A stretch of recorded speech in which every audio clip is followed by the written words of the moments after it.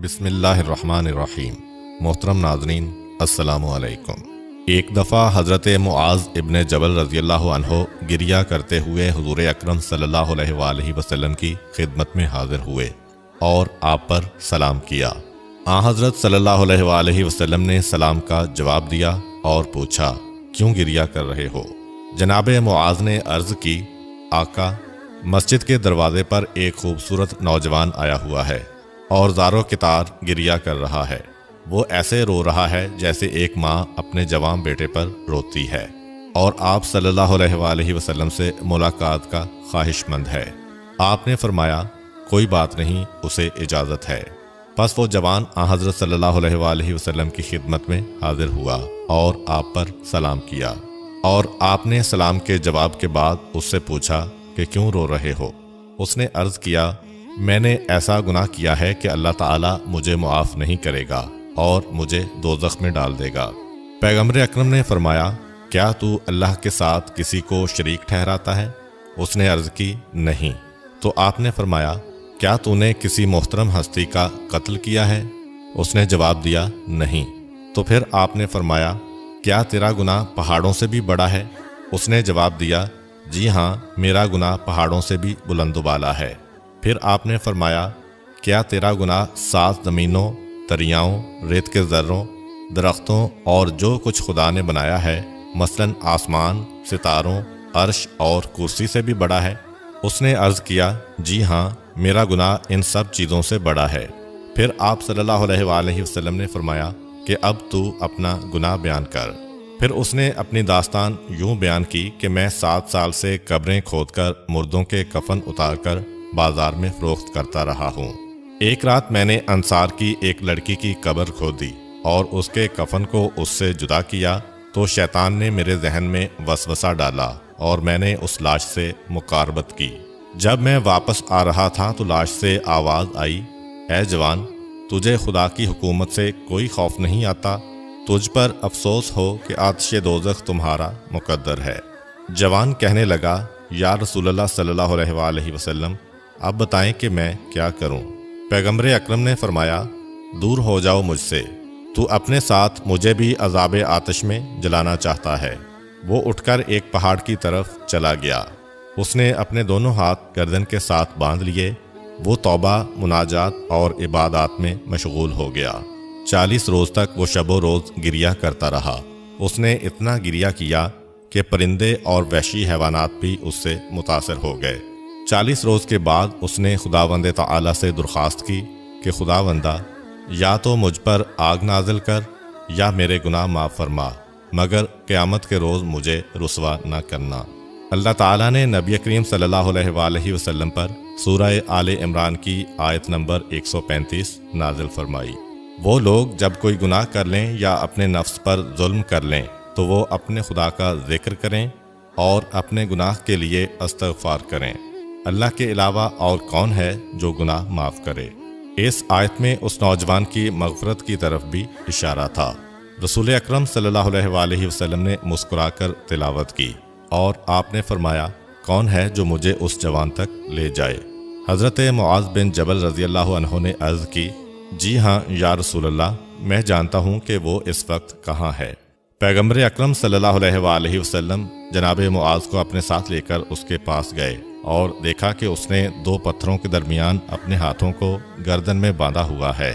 شدت گرمی کی وجہ سے اس کا رنگ سیاہ ہو چکا تھا۔ شدت گریہ کی وجہ سے اس کی آنکھوں کے گرد بال گر چکے تھے اور وہ شخص محو مناجات تھا۔ وہ اپنے سر پر خاک ڈال رہا تھا۔ صحرا کے درندے اس کے گرد کھڑے ہوئے تھے اور پرندے اس کے سر کے اوپر سایہ فکن تھے۔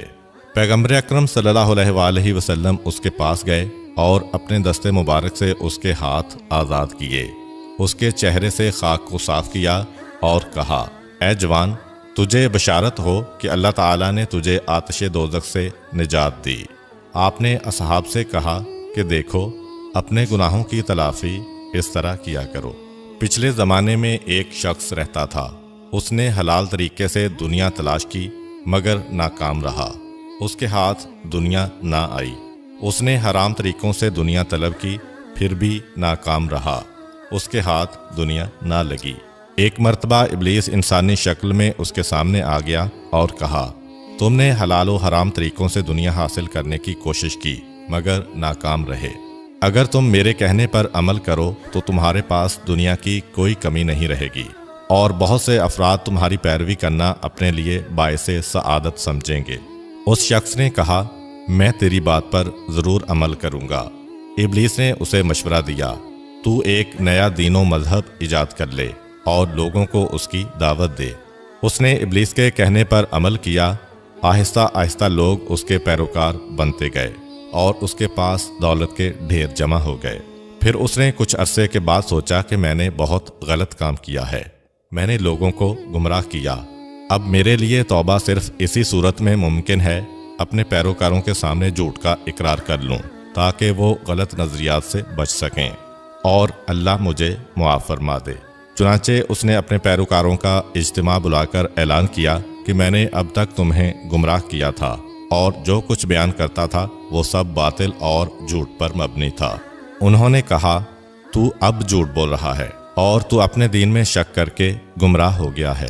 یہ کہہ کر اس کے پیروکار وہاں سے چلے گئے۔ اس شخص نے اپنے آپ کو توق و زنجیر میں قید کر لیا اور ارادہ کیا کہ جب تک اللہ تعالیٰ میری توبہ قبول نہ کرے گا میں یہ توق و زنجیر جدا نہیں کروں گا۔ اللہ تعالیٰ نے اس وقت کے نبی کو وحی فرمائی کہ تم اس شخص سے کہہ دو کہ اللہ فرماتا ہے، مجھے اپنی عزت کی قسم، اگر تو اتنی گریہ و زاری کرے کہ تیرے وجود کا بند جدا ہو جائے تو بھی میں تیری توبہ قبول نہیں کروں گا اور نہ ہی تیری کوئی دعا قبول کروں گا جب تک تو ان لوگوں کو زندہ نہ کرے جنہیں تو نے گمراہ کیا تھا اور وہ اسی گمراہی میں مر گئے۔ علی ابن ابی حمزہ روایت کرتے ہیں کہ سلاطین بنی امیہ کا ایک کاتب میرا دوست تھا اور اس نے مجھ سے اصرار کیا کہ میں اس کے لیے امام جعفر صادق علیہ السلام سے ملاقات کی اجازت طلب کروں۔ میں نے امام جعفر صادق علیہ السلام سے عرض کیا کہ سلاطین بنی امیہ کا ایک کاتب آپ سے ملنے کا خواہش مند ہے، اگر آپ اجازت دیں تو میں اسے آپ کی خدمت میں پیش کروں۔ آپ نے اجازت دی تو میں اسے امام عالی مقام کی خدمت میں لے گیا۔ اس نے امام عالی مقام کو سلام کیا اور بیٹھ گیا۔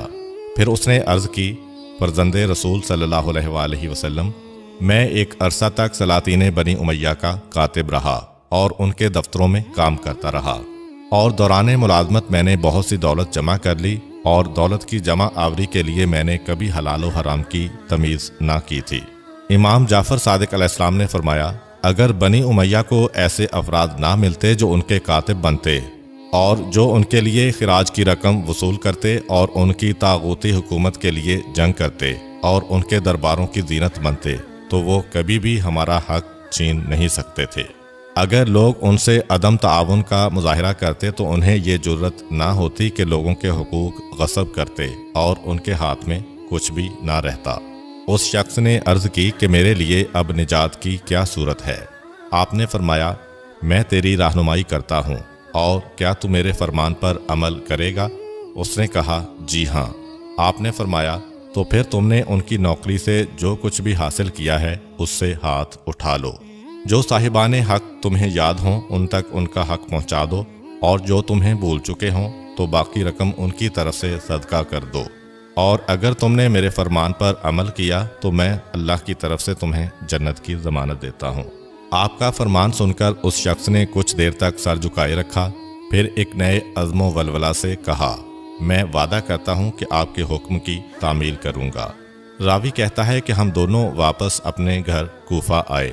اس شخص کے گھر میں جو کچھ تھا اس نے سب کا سب صاحبان حقوق کو واپس کر دیا، اور جس کے مالک کا علم نہ تھا ان کی طرف سے صدقہ کر دیا۔ اس شخص نے اپنے جسم کے کپڑے بھی اتار دیے۔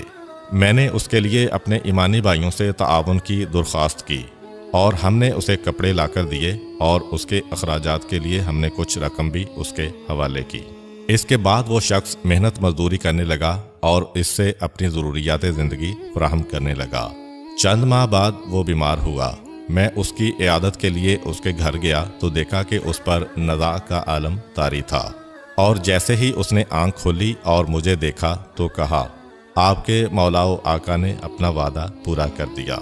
یہ الفاظ کہہ کر وہ دنیا سے رخصت ہو گیا، اور ہم نے اس کی تجہیز و تکفین کے فرائض سر انجام دیے۔ کچھ عرصے بعد امام جعفر صادق علیہ السلام کی خدمت میں حاضر ہوا تو آپ نے مجھے دیکھ کر فرمایا، ہم نے تمہارے دوست سے کیا ہوا وعدہ پورا کر دیا۔ میں نے عرض کی، بے شک آپ صحیح کہتے ہیں، میرے دوست نے بھی عالم نزا میں مجھے یہی کہا تھا۔ امید کرتا ہوں کہ آپ کو آج کی ویڈیو اچھی لگی ہوگی۔ اگر آپ کو ہماری ویڈیو اچھی لگی ہے تو ویڈیو کو لائک کریں اور مزید اس طرح کی ویڈیوز دیکھنے کے لیے ہمارا چینل سبسکرائب کر لیں۔ ملتے ہیں نیکسٹ ویڈیو میں، اجازت دیجیے، اللہ حافظ۔